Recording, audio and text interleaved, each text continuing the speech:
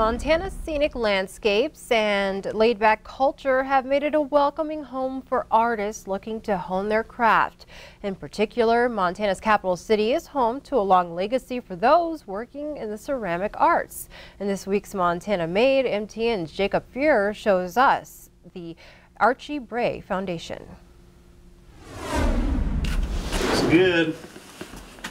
The process is relatively simple. Artists take clay, spend time molding it using water and binders, and then fire it in a kiln to make a rigid product. But the end creations are much more complicated, blending different colors, forms, sizes, materials, and complexities. Some art is functional, others purely aesthetic. At the Archie Bray Foundation for the Ceramic Arts, all types of art is embraced. The Bray is a special place for artists to take up residency and let their creativity flow. It was founded with a very simple mission to, for all those sincerely and seriously interested in the ceramic arts, a fine place to work. Started in 1951, originally as a brick-making business, the old buildings and kilns can still be seen on the grounds, a historic graveyard of sorts. Now, the Bray is somewhat of an epicenter for ceramic arts across the country. Resident artist director Stephen Lee came from Chicago in the 90s to work at the Bray. There's been a pattern of people who come to the Bray from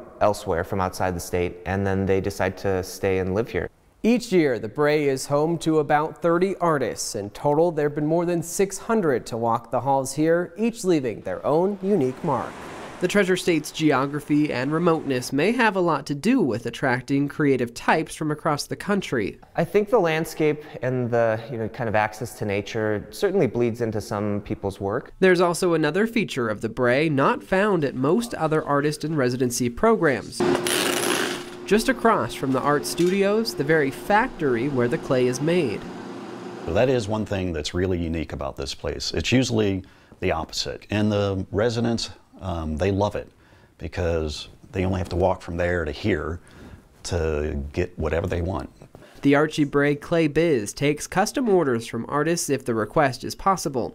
The biz pumps out about 20 different types of clay, totaling more than 476 tons of clay each year, distributed coast to coast. I think the Bray, in a way, has really been a place that has played a very significant role in the development of contemporary ceramic art in this country. And after facing financial troubles, Montanans came to the rescue, making it a truly Montana-made business. There were many points where, when money was tight or, some event would occur that this place could have just gone under and disappeared, but there were a lot of people who were very dedicated to seeing it succeed and saw the value of it early on. In Helena, Jacob Fuhrer, MTN News.